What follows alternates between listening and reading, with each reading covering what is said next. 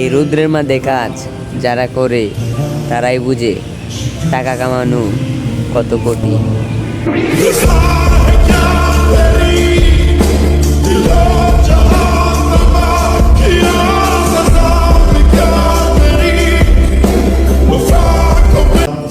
এখন কাজ করতেও মন না চাইলে কাজ করতে হয়, কারণ ওই যে পকেটে টাকা নাই।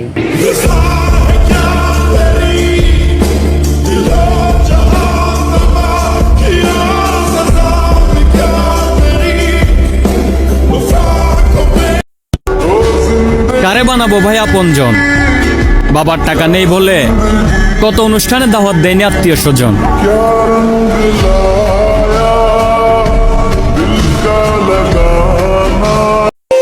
শরীরের গাম, এই গামেই প্রমাণ করে দেয় বাবার কত দাম।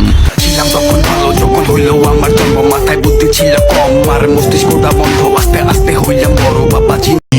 একটা মানুষ তখনই কাঁদে যখন তার মনের সঙ্গে লড়াই করে পরাজিত হয়।